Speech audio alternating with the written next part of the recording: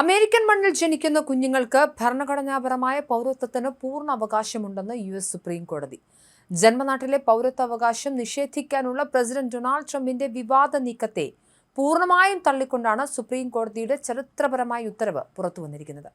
കുടിയേറ്റ വിരുദ്ധ നയങ്ങൾ മുഖ്യ അജണ്ടയാക്കിയ ട്രംപ് ഭരണകൂടത്തിന് ഏൽക്കാവുന്നതിൽ ഏറ്റവും വലിയ ആഘാതമായാണ് ഈ വിധി വിലയിരുത്തപ്പെടുന്നത്. 9-അംഗ ബെഞ്ചിൽ 6-3 എന്ന ഭൂരിപക്ഷത്തിലാണ് US സുപ്രീം കോടതിയുടെ ചരിത്രപരമായ വിധി പ്രസ്താവന. അനധികൃതമായി രാജ്യത്ത് കഴിയുന്നവരുടെയും താൽക്കാലിക വിസകളിൽ എത്തിയവരുടെയും കുഞ്ഞുങ്ങൾക്ക് US ഭരണഘടനയുടെ 14-ാം ഭേദഗതി പ്രകാരം പൗരത്വം ലഭിക്കാൻ അർഹതയുണ്ടെന്ന് ചീഫ് ജസ്റ്റിസ് ജോൺ റോബർട്ട്സ് വ്യക്തമാക്കി. അമേരിക്കയുടെ ചരിത്രത്തിൽ 150 വർഷത്തിലേറെയായി നിലനിൽക്കുന്ന പൗരത്വ നയത്തെ അട്ടിമറിക്കാനുള്ള വൈറ്റ് ഹൌസിന്റെ നീക്കങ്ങൾക്കാണ് ഇതോടെ അന്ത്യമായിരിക്കുന്നത്. തന്റെ 2-ാം ഊഴത്തിന്റെ ആദ്യ ദിനം തന്നെ പ്രത്യേക എക്സിക്യൂട്ടീവ് ഓർഡർ വഴിയാണ് ജന്മനാ ലഭിക്കുന്ന പൗരത്വം നിർത്തലാക്കാൻ ട്രംപ് ശ്രമിച്ചത്. നിയമവിരുദ്ധ കുടിയേറ്റക്കാരുടെ മക്കൾക്ക് പൗരത്വം നൽകുന്നത് രാജ്യത്തിന്റെ പരമാധികാരത്തിന്മേലുള്ള കടന്നുകയറ്റമാണെന്നായിരുന്നു ട്രംപിന്റെയും റിപ്പബ്ലിക്കൻ പാർട്ടിയുടെയും പ്രധാന വാദം. എന്നാൽ ഈ വാദങ്ങളെ പൂർണ്ണമായും ഭരണഘടനാ വിരുദ്ധമെന്ന് ചൂണ്ടിക്കാട്ടി കോടതി തള്ളിക്കളയുകയായിരുന്നു. പൗരത്വം എന്നാൽ അവകാശങ്ങൾ കൈവരിക്കാനുള്ള അവകാശമാണ്. നമ്മുടെ രാഷ്ട്രീയ സമൂഹത്തിൽ സ്വതന്ത്രമായി പങ്കാളികളാകാനുള്ള അവസരമാണിത്. 14-ാം ഭേദഗതിയുടെ ശില്പികൾ ഈ രാജ്യത്തെ എല്ലാ സ്വതന്ത്ര മനുഷ്യർക്കും നൽകിയ വാഗ്ദാനമാണിത്. ആ വാഗ്ദാനം ഇന്ന് നമ്മൾ കാത്തു സൂക്ഷിക്കുന്നുവെന്നാണ് ചീഫ് ജസ്റ്റിസ് ജോൺ റോബർട്ട്സ് ഭൂരിപക്ഷ വിധിന്യായത്തിൽ വളരെ വ്യക്തമായി എഴുതി ചേർത്തത്.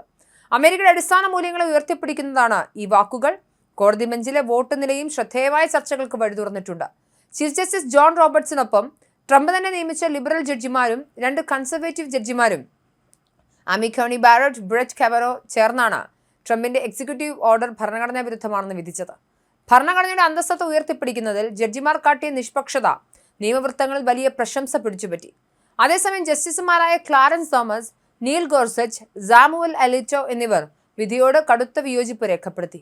വിധി ഗുരുതരമായ തെറ്റാണെന്നും ബർത്ത് ടൂറിസത്തിന് അഥവാ പൗരത്വത്തിനായി മാത്രം US-ലെത്തി പ്രസവിക്കുന്നത് ഇത് വൻതോതിൽ വർദ്ധിപ്പിക്കുമെന്നും വഴിയൊരുക്കുമെന്നും ജസ്റ്റിസ് സാമുവൽ അലിറ്റോ തന്റെ വിയോജനക്കുറിപ്പിൽ ആശങ്ക പ്രകടിപ്പിച്ചു. എന്നാൽ ഭൂരിപക്ഷ വിധിക്ക് മുന്നിൽ ഈ വിയോജിപ്പുകൾക്ക് നിയമസാധുതയില്ലാതെയായി. കോടതി ഉന്നയിച്ച ബർത്ത് ടൂറിസം എന്ന വാദം കേവലം ഒരു ന്യൂനപക്ഷ പ്രതിഭാസം മാത്രമാണെന്ന വിലയിരുത്തലാണ് നിയമവിദഗ്ധർ.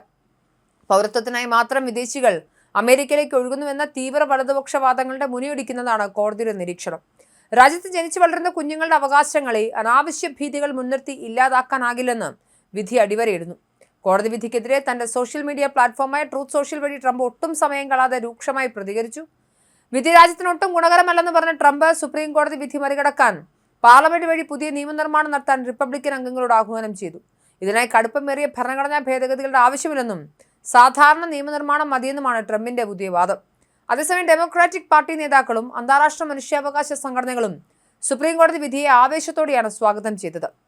അമേരിക്കൻ മണ്ണിൽ ജനിക്കുന്ന ഏതൊരു കുഞ്ഞും മാതാപിതാക്കളുടെ നിയമപരമായ പദവിയോ വിസ പദവിയോ നോക്കാതെ തന്നെ അന്തസ്സുള്ള അമേരിക്കൻ പൗരനായിരിക്കുമെന്ന് ഈ വിധിയിലൂടെ ഒരിക്കൽ കൂടി തെളിഞ്ഞതായി പൗരാവകാശ പ്രവർത്തകർ സംതൃപ്തി പ്രകടിപ്പിച്ചു.